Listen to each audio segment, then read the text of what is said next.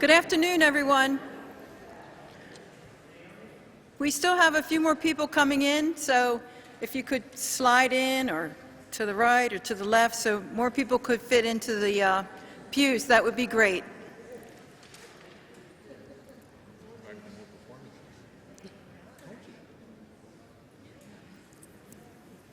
It's so great to see all of you here today. My name is Mary Slamba. I'm the coordinator for the OLOA concert series. And today we'd like to introduce to you the Hotel Paradise Orchestra.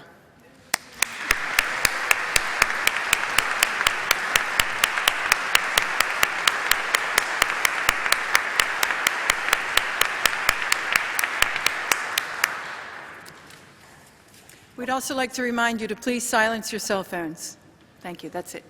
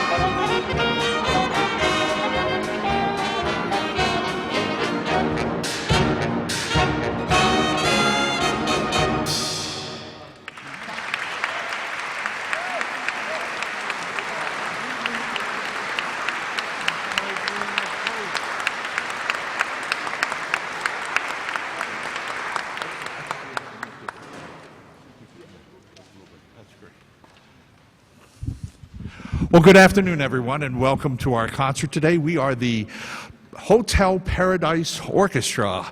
And of course, if you've not been down to the Paradise Hotel, you're missing something very special. They have, of course, Saturday night dances and stuff where this band is featured. Everybody gets dressed up in their nice tuxedos and stuff, and the ladies get all dressed up real pretty. So look it up and come on down. Now, actually, the orchestra itself has been around for some time, and we'd love to play love songs, show tunes, jazz standards, and early swing hits, and a lot of tunes that date from 1920 through about 1935. This group was actually founded by Lynn Summerall. Lynn, are you here today? Did I see you? Oh, he's in the back. Hey, Lynn, stand up and take a bow. He's our conductor emeritus. Lynn was in Norfolk, Virginia, where he was working as an announcer for classical music programs and National Public Radio. And he moved to Baltimore in 2014. He formed the band down there, and they performed a lot. So when he moved to Baltimore, he decided to bring the library with him and find some local musicians. And this program you're hearing today is one of the first programs we've been able to offer to the public since, over the past 2 years, we've not been playing very much. So as you can see behind me, we have a lot of great talented folks. And today's concert, we're going to be exploring the music of George Gershwin. It's called George Gershwin in the 1920s, music that he wrote during that decade. A lot of great stuff. But to start it off, we thought we'd like to get your ear prepared for this, the sounds of the 1920s, and play some music before we get to the Gershwin. The opening number was a piece called Zulu Whale, which was written by a composer by the name of Frank Skinner, who not only did arrangements, but also did some film music scoring. Our next piece of music, our next two selections actually, will be from Baltimore's own U.B. Blake, great ragtime pianist who lived for almost 100 years. U.B., of course, was born here in Baltimore, and his signature tune probably is this piece we're about to play, I'm Just Wild About Harry, which was co-written with Noble Sissel, his partner, for a Broadway show in 1921 called Shuffle Along. And now this show was very influential on Broadway because it was the first all African American show that hit Broadway, and it was an incredible success. And U.B. Blake, of course, went on to write many, many more tunes, but this tune, I think, really became popular, of course, in the 1940s when Harry Truman used it as his song for running for president. I'm just wild about Harry. And I think U.B. Blake also realized how important it was to him, because if you ever get a chance to visit his grave in New York, the music for I'm Just Wild About Harry is on his headstone, so very appropriate. So here we go with our arrangement of I'm Just Wild About Harry.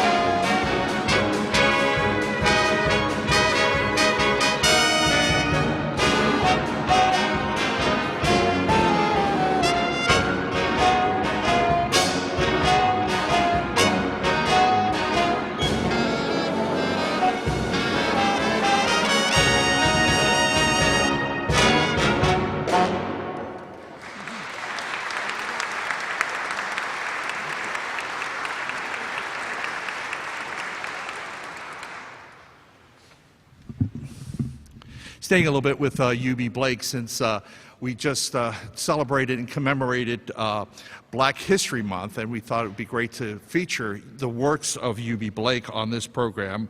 A great tune which I really, really love, and I had a chance to orchestrate this number for this band, and I thought this would be a really great time. This will be the premiere of this particular arrangement.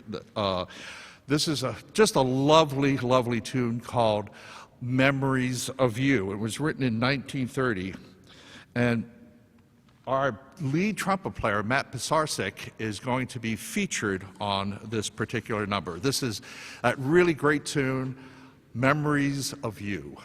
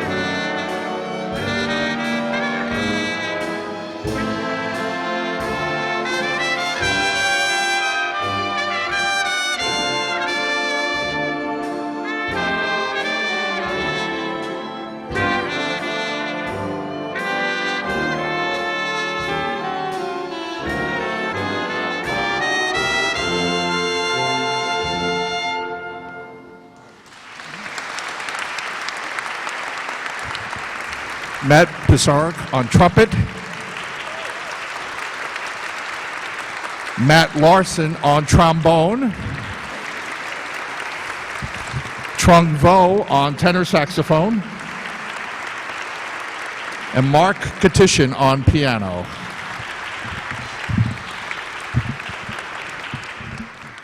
Come on, admit it. You wanted to get out and dance, didn't you? It is such a lovely tune. Well, we are just a week away from the opening, finally, of baseball season. Yeah, and so I figured it'd be kind of nice to throw in this next song. You know, it tells a story. If you're not familiar with this particular tune, it really tells a great story about a young lady by the name of Katie Casey, who was just absolutely bonkers, crazy for baseball. And when her boyfriend came over on an afternoon to say, let's go to a show, she said, I don't want to go to no show. I want to go to the baseball game. And she knew all the players on the team, her home team, by their first name, and she enjoyed yelling at the umpires.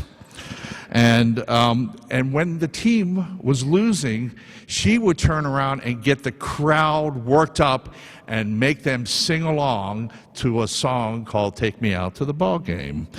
Now, this tune, of course, "Take Me Out to the Ball Game," the words were written by Jack Norworth, who also wrote the words to a tune called "Shine On Harvest Moon."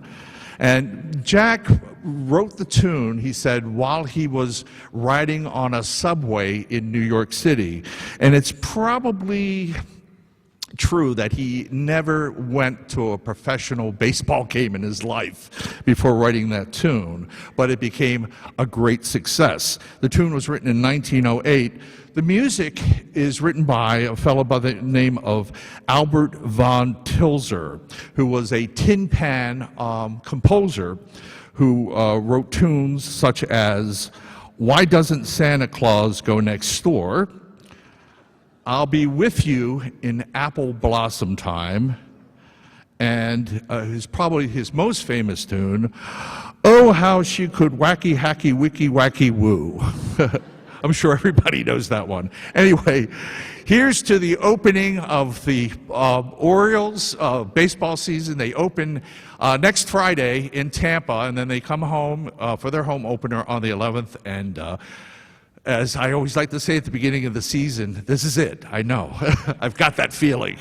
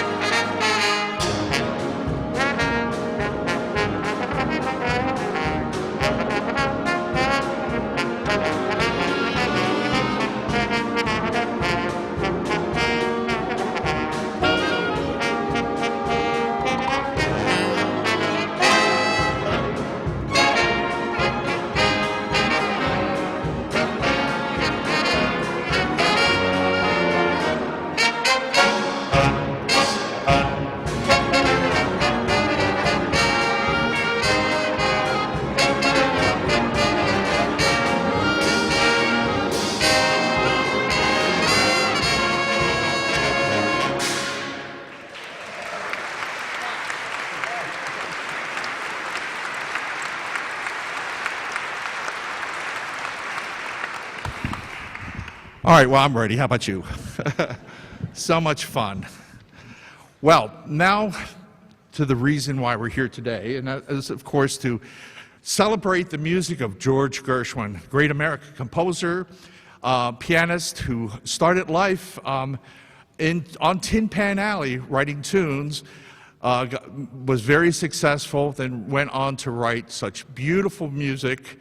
We can name hundreds of his tunes, writing for Broadway. Then went on to compose some great music for symphonic orchestra like American in Paris. He also did the opera Porgy and Bess. And of course, we all know the Rhapsody in Blue, which we're going to play just a little bit later.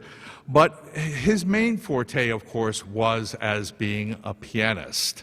And we thought we'd start off our little program here of Gershwin music by introducing our pianist, who also plays a lot of Gershwin music, to talk a little bit about George Gershwin and the piece he's about to play. And also, I think it's time for a commercial too, isn't it? Yes, I think so. So here we are on WBAL in Baltimore with the Hotel Paradise Orchestra. And here he is, Mr. Mark Petition. There we go. Yes, yes. WBAL, the voice of the Southland. Now, I'm going to ask for everyone who needs to go to the bathroom. You may do it during my next solo. So there you go. Take the time out. But anyway, George wrote a lot of stuff, as we all know. George and I wrote some wonderful songs, but a lot of them don't get played. And I'm going to play 3 of them now. The first one was a big hit in 1925 for a show called Tiptoes, whose main star was a woman by the name of Queenie Smith, and the song is called That Certain Feeling. I'll follow that with 1931's film score for a film called Delicious, made for a Fox movie tone star by the name of Janet Gaynor, who was in the first version, or the second version of A Star is Born. This was a film that she did, I think, with Charlie Farrell, I'm not sure, but the main song is called Delicious. The third, I think George would rather forget about, and it's a song called Isn't It a Pity? It's a lovely little song, and it was written for a show that played on Broadway in 1933 called Pardon My English, that lasted for a startling 33 performances before it closed. So, with that, I'd like to say that this portion of our broadcast is brought to you by the wonderful folks at Lucky Strike Cigarettes. LSMFT, Lucky Strike, means fine tobacco, and if you go to your newsstand right now and pick up the latest issue of Vogue magazine, at least 93 years late, you'll find that George's picture is on the back, and he's asking you to reach for a Lucky instead of a sweet. Great diet advice from George there. So remember, Lucky Strike is the official cigarette of the United States Olympic team. And with that,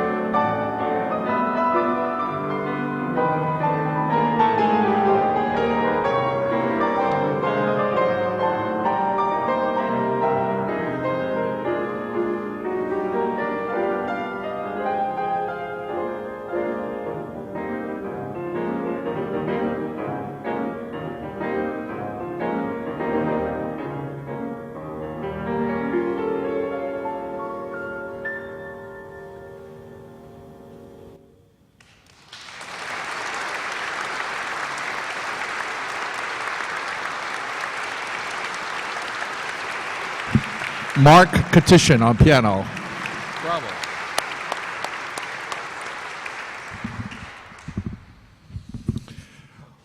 Well, Gershwin's first really big hit happened in 1919. This song was written for a New York City revue called Demitasse, which opened at the Capitol Theater.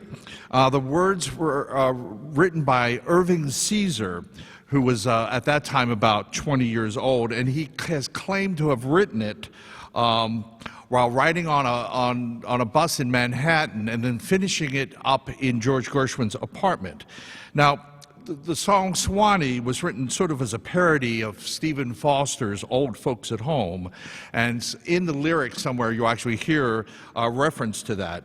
And it became Gershwin's really first big hit, and it allowed him, with the money that he was able to get from selling so many copies of it, to spend a lot of time not having to worry about writing these tunes for Tin Pan Alley, but actually spending time working on what his real love was, and that was theater work, and then of course later writing for theater for the movies. Of course, it became a sensational hit when Al Jolson picked it up and sang it. And if you've ever heard a recording of Al Jolson singing it, halfway through, he whistles along a little bit as a whistling bird, and you'll hear Mockingbird, the tune Mockingbird, in it. The song was also so popular that no less the great March King himself, John Philip Sousa, who actually had a distaste for jazz music, liked the tune so much that he actually wrote a piece based on the song Swanee, a humoresque, which featured different members of his band, and he also included the tune Listen to the Mockingbird. So when I did this arrangement for this band, I figured, well, let's go back to the original sources and let's include that little tune there too. So here is my arrangement of Swanee, and halfway through it you'll hear a little bit of Listen to the Mockingbird.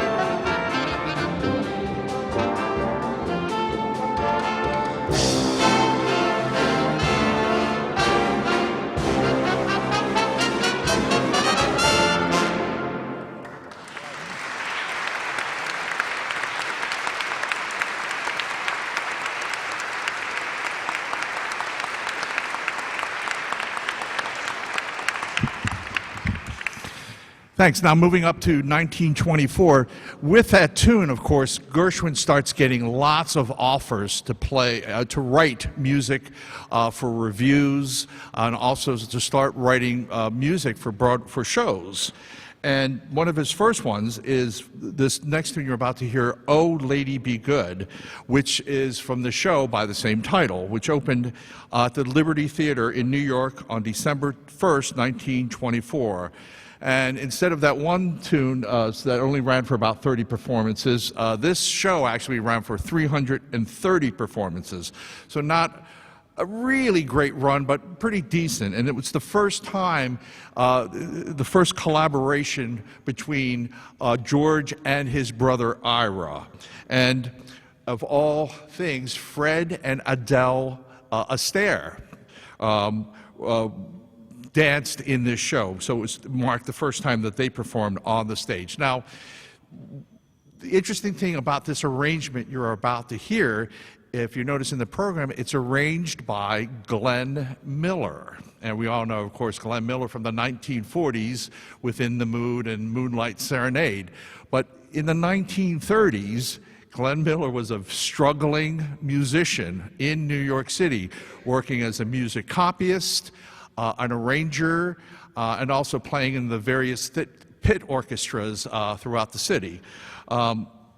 And this is, I think it's a nice arrangement. If you're expecting to hear that Glenn Miller sound of the 1940s, you're not going to hear it yet because he doesn't come upon that till 1939 or so. But so this is a very nice setting of the tune, "Oh Lady Be Good."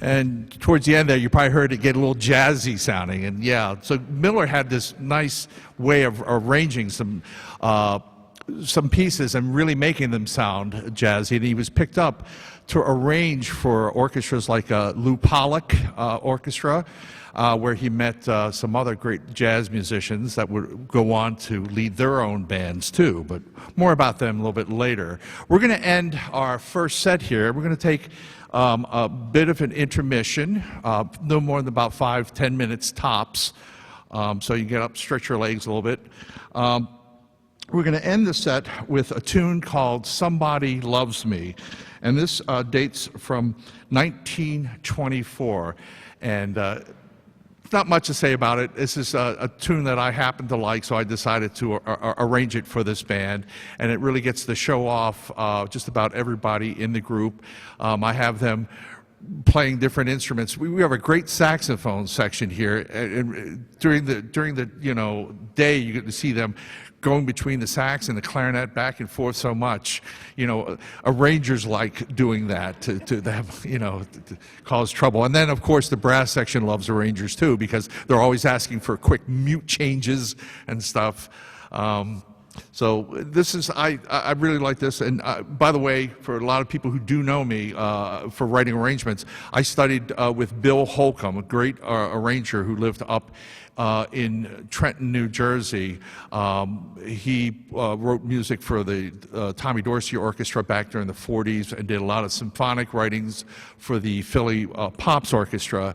Unfortunately, we lost him about 11 years ago, but the time I spent with him, about 20 years or so, well worth it. Love the guy dearly. So, Bill, this is for you. This is a tune, Somebody Loves Me, and then after which we're going to just take a very short break.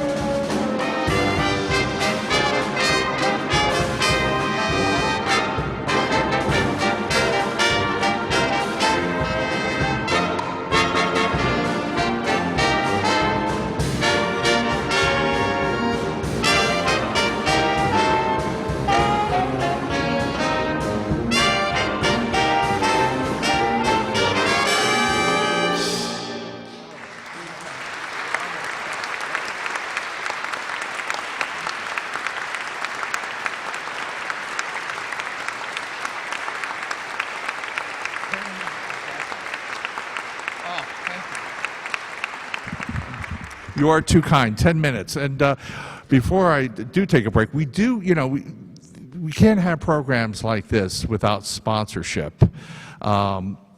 So if you like what you hear today and you'd like to see more concerts, before you leave, we're going to lock the doors and no, just kidding. Just if you feel, please contribute, because we'd like to bring back a lot more groups, to perform here, because this is a wonderful place to play. So we'll be back in 10 minutes. Don't go away.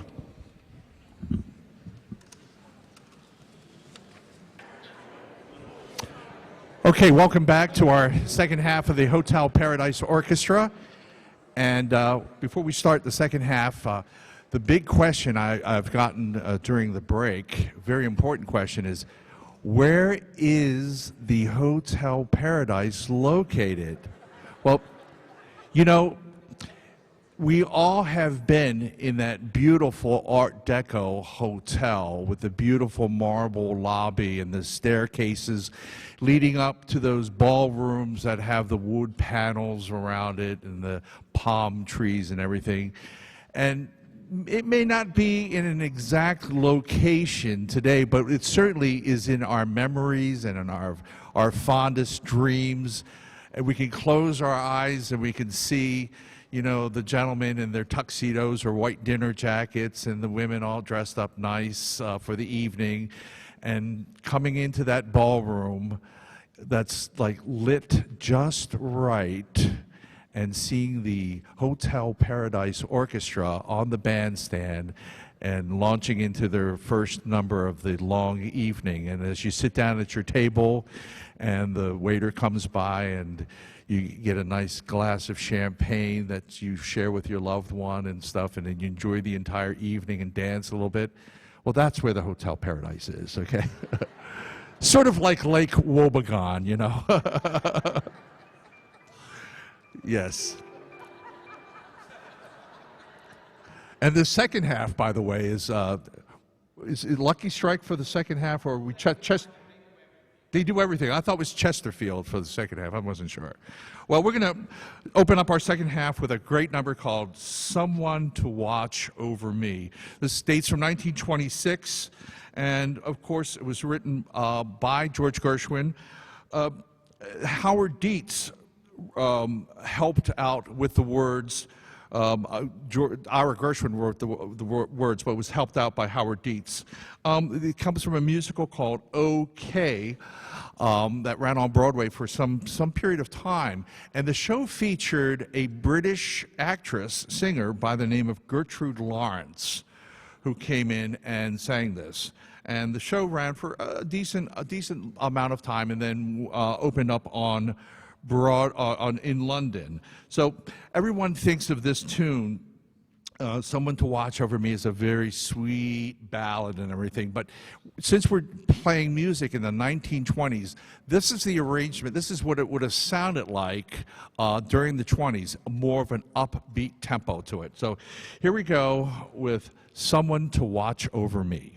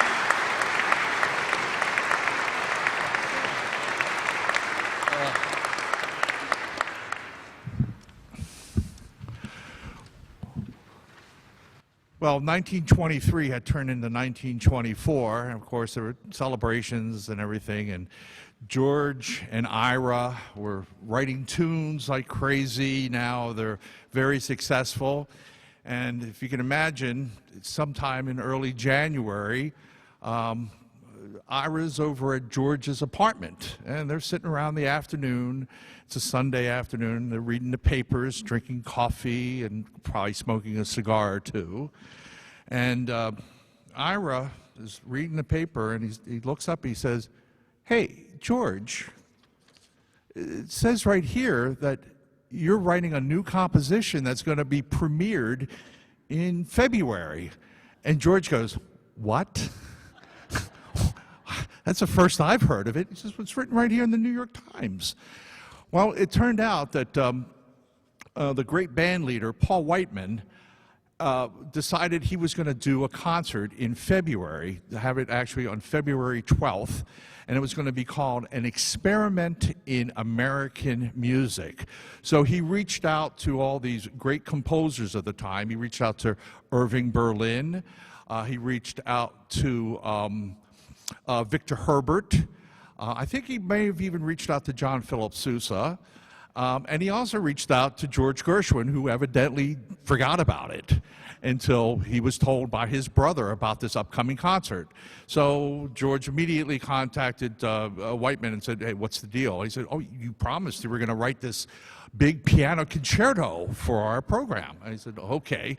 So he unfortunately, with his brother, they were working on another show at the time. So he had a couple of themes in the trunk laying around, so he pulled out some things. Whiteman said, "Okay, we've only got about 8 weeks to go before this concert. Tell you what, my arranger, pianist, a guy by the name of Ferdy Groffet, will help you. He'll orchestrate. All you got to do is just write out the piano part, notate what you want. Ferdy will take care of it, orchestrate the entire thing." So over the next weeks, Groffet would go over to the Gershwin apartment. George would be working at piano, scribble stuff down, throw it at Ferdy Groffet, and of course they came up with was the famous Rhapsody in Blue. If you ever had a chance, and I've been blessed to see a copy of the original score, a lot of the stuff is not notated. In fact, the big piano solos just has the words, "Wait for nod." But Groffet, of course, did this great orchestration for the Paul Whiteman Band, which was a band about the size of this. Same type of group, except it had the addition of 2 French horns and a few extra violins, but essentially this type of group. We had hoped to perform the original orchestration for you.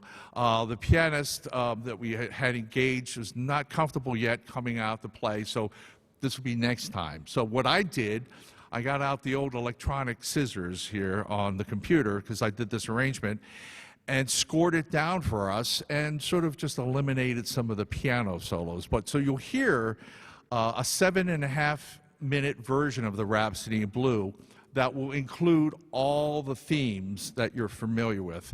The only thing missing will be the long piano solos. However, Mark does have a couple things, and he's just ready to play. I got to thank our great violin section here for playing today. Celeste and Brenda and Dr. Rodney.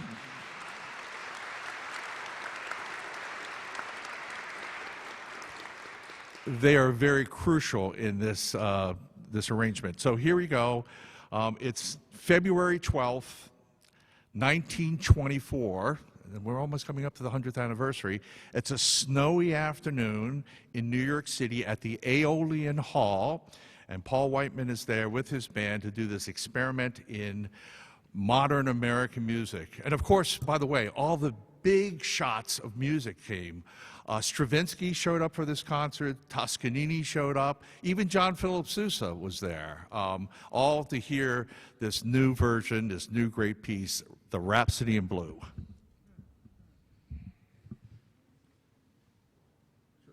faster now, or you should.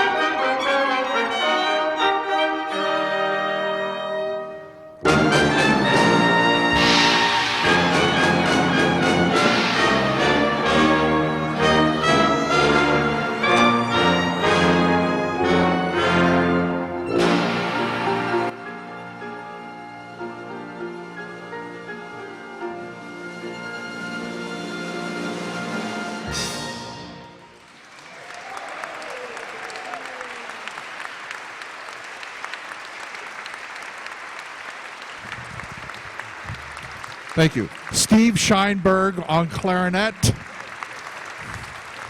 Our wonderful violin section.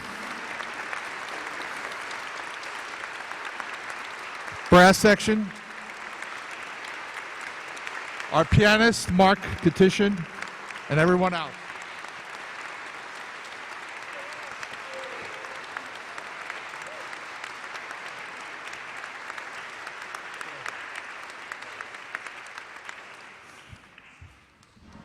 All right, for our first encore, just kidding. Yeah, I think that was almost the same kind of reaction that night. Yeah, just really took everyone by storm. Wow, fun doing that, and that's the short version of it. So we will come back with the full version, I promise. In the original orchestration, most of us hear the big symphonic version of it, but it was originally written for a small band like this, so it's got that great sound. Okay, well, we're going to move on now to 1926, great piece called Do, Do, Do, and it's from the musical OK, which opened actually in Philadelphia, another great vehicle for the British actress Gertrude Lawrence, and this arrangement was done by a guy by the name of Van Alexander, who lived from 1915 up to 2015, 100 years old. And he wrote lots of arrangements for big bands, especially during the 1930s and 40s. Got hooked up with Chick Webb and his orchestra. And if you ever heard that great tune, A Tisket, a Tasket, he's the guy who did that arrangement. So this is his arrangement of Do, Do, Do.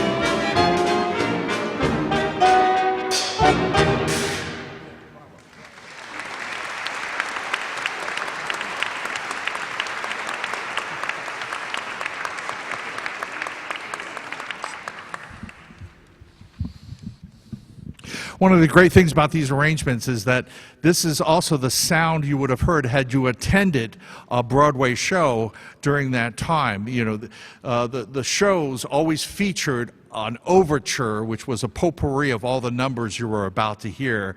And the arrangers back then, Van Alexander and also other arrangers would take pride in writing an overture to get people in the mood. One of the big arrangers of the time, by the way, was a fellow by the name of Robert Russell Bennett, who went on to write great works, symphonic works, and great works for concert band. He also was the premier Broadway orchestrator. If you heard shows like Oklahoma, Sound of Music, things like that, and also Victory at Sea, things like that, you've listened to the music of Robert Russell Bennett. But back in the 1920s, he was working as a orchestrator, so this would be the sound that you would have heard. We're going to move on to another great number, and as we go, you know, chronologically, we get more and more familiar of these tunes that were so popular by Gershwin. This next one, "Swonderful," was written for a show called Funny Face in 1927, had Adele Astaire also dancing in it. It's one of those numbers that when you watch MGM musicals that feature Gershwin music, this is one of those tunes that comes up back and forth. In American in Paris, for example, Gene Kelly sings this tune, I think in French, kind of fun. So here's a great arrangement of "Swonderful."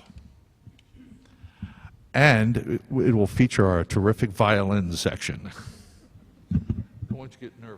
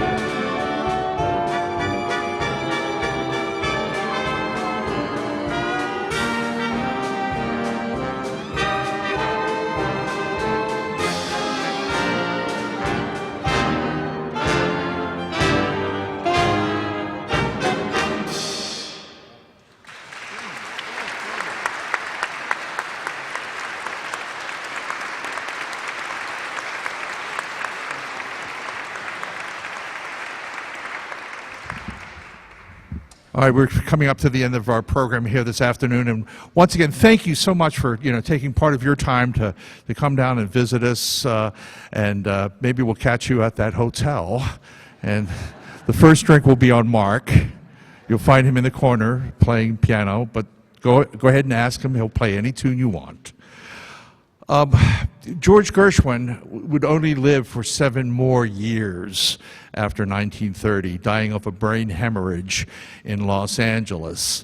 The world really lost, a great composer, a great entertainer, just a great fella altogether. And it's just impossible to think what, had he lived, what great works he would have, done besides, the Rhapsody in Blue, also the Second Concerto in F, American in Paris, tone poem, and then his biggest love, of course, was writing an opera, which he did, Porgy and Bess. Who knows what he would have done. So, but I figured we're going to end today's concert with probably one of his most famous pieces, I Got Rhythm. And I Got Rhythm comes from a show called Girl Crazy that was in 1930, and it introduced to the Broadway stage a young lady by the name of Ethel Zimmerman. Who's Ethel Zimmerman? Well, she became, of course, famous as Ethel Merman. And Ginger Rogers was also in the show. Now, this particular show, and back then musicals were just thrown together. They would find some loose story they would put together, and the story of this particular show is of a fellow by the name, a playboy by the name of Danny Churchill, who's been sent to the fictional town of Custerville, Arizona, to manage his family's ranch. And he goes out there. He's in New York. He's been sort of a bad boy, so they send him out to this ranch, and they want him to focus on serious things, out there besides women and alcohol and gambling. But Danny turns the place into a dude ranch and importing showgirls from Broadway. And he meets, of course, a love interest, Ethel Merman. And the show has a lot of great little things in it, comedy things. There's a cab driver by the name of Goldfarb, who Danny doesn't fly out to Arizona. He takes a taxi cab, of course. And when he goes out there and goes to his dude ranch, there are some cowpokes who go along, and they're always together singing, I'm biding my time. That's where that tune comes from.